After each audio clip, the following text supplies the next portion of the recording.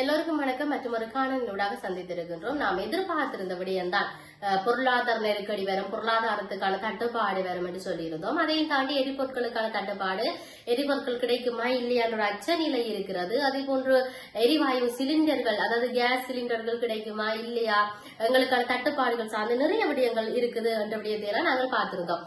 இதுக்கெல்லாம் காரணம் இஸ்ரேல் ஈரானுடைய தாக்குதல் என்பது எல்லோருக்குமே தெரிந்த விடயமாக இருக்கிறது. இஸ்ரேல், ஈரான், அமெரிக்கா போன்ற நாடுகளுடைய தாக்குதல்களும் அங்கிருக்கக்கூடிய அவர்களுடைய நகர்வு தான் இந்த பொருளாதார நெருக்கடிக்கான காரணங்களாக வழிவகுக்கிறது. இருப்பினும் சடுதியாக எரிபொருட்களுடைய விலைகள் அதிகரித்திருந்தது. அதன் பிற்பாடு எரிபொருட்களுக்கான தட்டுப்பாடு இல்லை, 1 மாதத்துக்கு இருக்குது, 2 மாதத்துக்கு இருக்கிறது என்றெல்லாம் சொல்லி இருந்தார்கள். அதன் பிற்பாடு அமல்படுத்தி இருக்கிறார்கள். QR அடிப்படையில தான் நீங்கள் எரிபொருட்களை பெற்றுக் கொள்ளலாம் என்று சொல்லி பழைய QR வைத்திருந்தால் அதையே பதிவு செய்து நீங்கள் உங்களுடைய QR மீள புதுப்பித்து பெட்ரோல்களை இல்லாட்டி உங்களுக்கான எரிபொருட்களை பெற்றுக் கொள்ளக்கூடியதாக இருக்கும். இதிலும் குறிப்பாக ஒவ்வொரு வாகனங்களுக்குமான எரிபொருட்களுடைய அளவு இவ்வளவுதான் என்ற பலதரப்பட்ட விடயங்களை அவர்கள் சொல்லி இருப்பதை நாங்கள் பார்க்கக்கூடியதாக இருக்கிறது. இவ்வாறு இருக்கின்ற பொழுது மக்களுக்கு எச்சரிக்கை விடுக்கப்பட்டிருக்கின்றது. எரிபொருள் QR குறியீட்டை பெற போலி வலைத்தளம் எல்லாம் இருக்கிறதாகவும் அது சார்ந்து நீங்கள் அவதானமாக இருக்க வேண்டும் என்ற விடயத்தையும் இவர்கள் சொல்லி இருக்கிறார்கள். அரசாங்கத்தின் அதிகாரப்பூர்வ எரிபொருள் QR குறியீட்டை பெறுவதற்கான அதிகாரப்பூர்வ ஆன்லைன் தளத்தை ஒத்ததாக அமைக்கப்பட்ட போலி வலைத்தளம் குறித்து தகவல் தெரிவிக்கப்பட்டிருக்கிறது. இலங்கை பெட்ரோலிய கூட்டுத்தாபனத்தின் நிர்வாக பணிப்பாளர் மயூரா நெத்திகுமாருக்கு இந்த விடயத்தை சொல்லி இருக்கிறார். இது சார்ந்து மிக அவதானமாகவும் தெளிவாகவும் இருக்க வேண்டும் என்ற விடயத்தை சொல்லியிருந்தார். இன்றைய தினம் நடாத்திய ஊடகவியலாளர் சந்திப்பின் பொழுதுதான் அவர் நிர்வாக பணிப்பாளர் இந்த விடயத்தை சொல்லியிருப்பதை நாங்கள் பார்க்கக்கூடியதாக இருக்கிறது. மக்களுக்கு இது சார்ந்த தெளிவூட்டல்கள் மிக தேவை என்ற விடயத்தையும் இங்கே அவர் சொல்லி இருக்கிறார். பயனர்களின் தனிப்பட்ட தகவல்களை பெறுவதற்காக தவறான முறையில தொடர்புடைய போலி வலைத்தளங்கள் உருவாக்கப்பட்டதாக கூறிய நிர்வாக பணிப்பாளர் அரசாங்கம் என்ற அந்த வலைத்தளத்துல மட்டுமே நீங்கள் பதிவிடுங்கள், உங்களுடைய தகவல்களை பகிருங்கள் என்ற விடயத்தை அவர் சொல்லி இருக்கிறார்.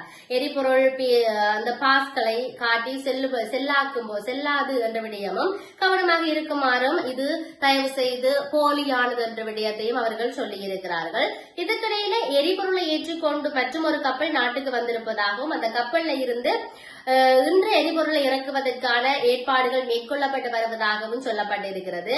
இன்று வந்த கப்பல்ல 18,000 metric ton diesel, 17,000 metric ton petrol மற்றும் 3,000 மெட்ரிக் டன் சூப்பர் டீசல் இருப்பதாக சொல்லி இருக்கிறார்கள். ஆகவே எரிபொருள் எங்களுக்கு தெரியும் தட்டுப்பாடு வரும் என்று சொல்லி பல பேர் சொல்லிடுறோம். எங்களுக்கு இது தெரிஞ்சுதான் நாங்க முன்னாடியே பெட்ரோலை வீட்டுல பதுக்கி வச்சினாங்க, பெட்ரோல் அடித்து வைத்தனாங்க, எங்களுக்கு தேவையான டீசல் எடுத்து வச்சோம், சூப்பர் டீசல் எடுத்து, இப்படியான பல கருவிகள் சொல்கிறார்கள். ஆனால் இவ்வாறு நீங்கள் எடுத்ததால்தான் இன்று QR அடிப்படையில் சென்றிருக்கு என்பதை யாரும் மறந்துவிடக் கூடாது என்ற இடத்தையும் நாங்கள் இங்கு ஞாபகப்படுத்துகின்ற பொழுது எரிபொருள் கட்டுப்பாடு முடங்க போகும் சுகாதார சோவை என்கின்ற விடயத்தை சொல்லி இருக்கிறார்கள்.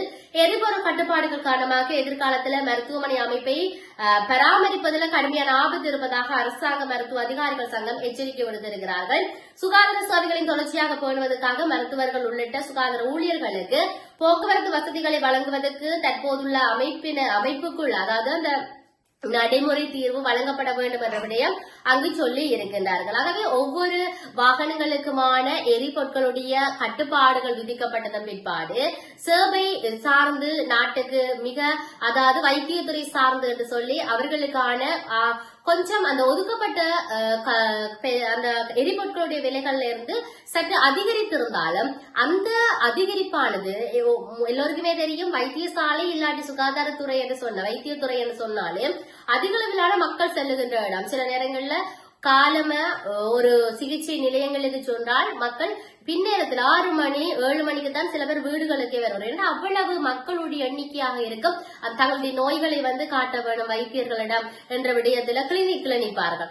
அப்படி இருக்கின்ற பொழுது இப்ப எரிபொருட்களுக்கான கட்டுப்பாடுகளை விதிக்கின்ற பொழுது இந்த நோயாளர் காவு வண்டிகளுடைய சேவைகள் முடங்கக்கூடும். வைத்தியர்கள் பல பேர் தங்களுடைய துறைகளுக்கு தங்களுடைய சேவைகளுக்கு வருவதற்கான பல இக்கட்டான நிலை வரக்கூடும். ஆகவே எதிர்காலத்தில் வைத்தியத்துறை சுகாதாரத்துறை முடங்கும் என்ற விடயத்தை சொல்லி இருக்கிறார்கள்.